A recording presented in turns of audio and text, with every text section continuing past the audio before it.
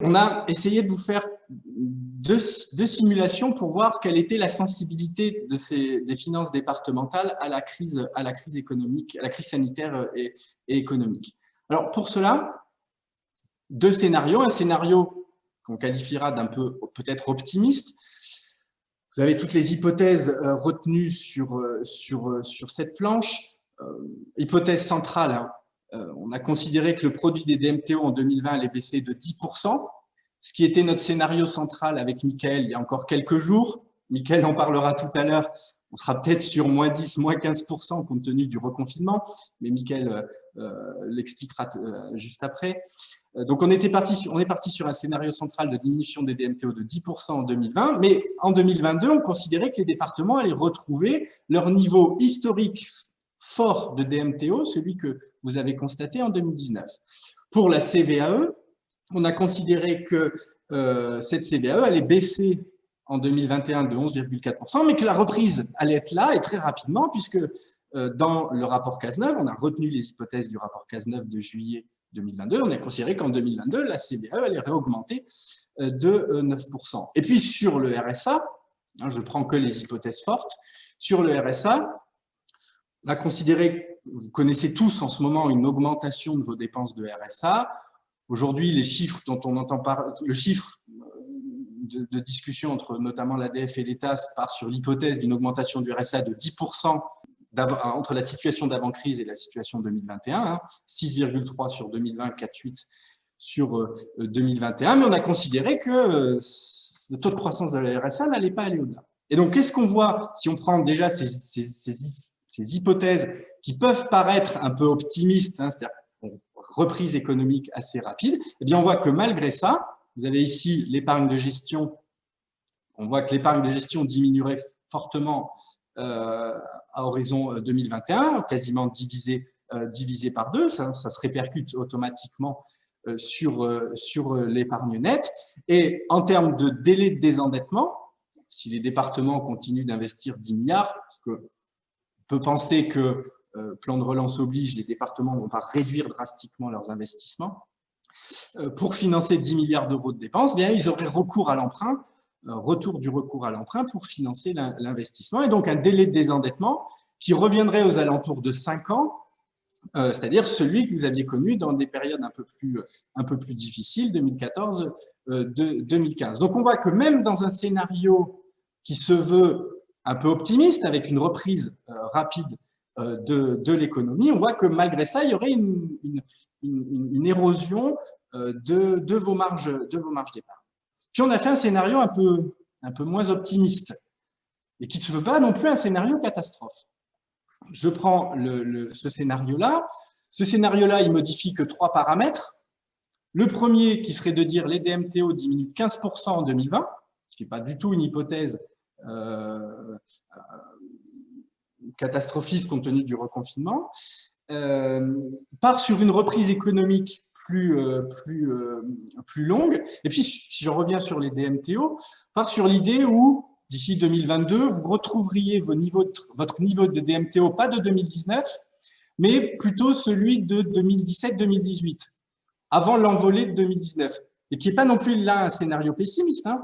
On n'aurait pas une diminution extrêmement forte de vos droits de mutation. On est parti sur cette hypothèse-là. Et sur le RSA, on a considéré que le RSA allait, lui, continuer de croître. De combien? 30%. Pourquoi 30%? Ben c'est l'augmentation du RSA que vous avez connue après la crise de 2008-2009. Voilà. Donc, on a bougé juste ces 3 paramètres, hein, des DMTO, de la CVAE et du RSA. Et qu'est-ce qu'on constate dans ce scénario un peu plus pessimiste, mais pas catastrophique pour autant? Eh bien, on constate que là, l'épargne flanche considérablement. À horizon 2022, plus d'épargne nette dans les départements. Donc, il y aurait beaucoup de départements qui seraient sur le carreau, avec un délai de désendettement qui s'envole à 10 ans. Voilà. Et donc, ces deux scénarios-là montrent bien une chose, c'est l'hypersensibilité des finances départementales à la crise économique qui pourrait y avoir dans les prochains mois et dans les prochaines années. On n'est plus dans la configuration de 2008-2009. En 2008-2009, certes, vous aviez connu une baisse de vos droits de mutation, mais à l'époque, vous aviez encore des taxes qui servaient un peu d'amortisseur. La taxe d'habitation, la taxe professionnelle. N'oublions pas qu'en 2008-2009, alors qu'il y avait une crise économique, la taxe professionnelle continuait d'augmenter. Là, vous n'avez plus ces taxes qui jouent un peu ce rôle d'amortisseur. Au contraire, vous avez même des taxes qui vont diminuer avec la crise économique. La CVAE et demain la TVA.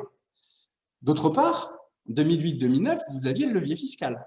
Là, vous ne l'aurez plus. Et n'oublions pas que c'est un levier que les départements utilisaient en période de difficultés financières. 2016, quelques difficultés financières, augmentation de 5% du foncier bâti. Là, vous n'avez plus ce levier-là. Et parallèlement à ça, hein, de ces éléments, vous aviez l'augmentation peut-être, enfin, comment dire, je suis tenté aussi de dire que peut-être qu'en 2008 et 2009, vous aviez des marges d'économie qui étaient supérieures à celles que vous avez aujourd'hui. Parce que depuis 2009, il y a eu la contribution à l'effort de redressement des comptes publics, il y a eu la contractualisation, et donc, et on l'a vu d'ailleurs dans le diagnostic, toutes vos dépenses, entre guillemets, facultatives, et même vos dépenses sociales, vous avez mis en œuvre tout un tas de mesures pour les contenir, ces dépenses-là. D'ailleurs, la Cour des comptes le rappelait dans son rapport de l'année dernière, si ma mémoire est bonne, où elle soulignait les efforts que les départements avaient faits, notamment pour maîtriser l'APA. Donc, on peut légitimement penser que ces marges d'économie dont vous disposiez en 2008-2009 sur la crise précédente, vous n'en disposez plus aujourd'hui. Donc, on est vraiment dans une situation financière qui, si la crise économique après la crise sanitaire devait être intense, qui vont mettre très à mal la situation financière des départements. Alors, pour ça, c'est vrai que l'État, pour l'instant, vous a proposé que de régler qu'un système d'avance dans le PLFR 3, d'avance sur les DMTO, qui est pour régler les problèmes que vous pourriez rencontrer de trésorerie, mais pour l'avoir vécu avec vous individuellement, c'était une avance que vous avez demandée, mais qui n'était pas indispensable parce que, et on l'a vu, le fonds de roulement des départements s'était reconstitué, mais il n'y avait pas de mesure dans le PLFR 3 de compensation des pertes que vous allez avoir, à la fois pertes fiscales et des augmentations de dépenses. Le PLF pour 2021 et le PLFR 3 dont on a eu connaissance hier, là, apportent quelques réponses en termes de compensation financière des départements pour les aider à faire face à la crise. Le PLFR pour 2021 va vous accorder une garantie sur le fonds de péréquation des DMTO. Mickaël va vous en parler. Et puis, un autre élément, c'est que le fonds de stabilisation à 200 millions d'euros, un fonds de stabilisation qui devait s'arrêter cette année, va être poursuivi l'année prochaine.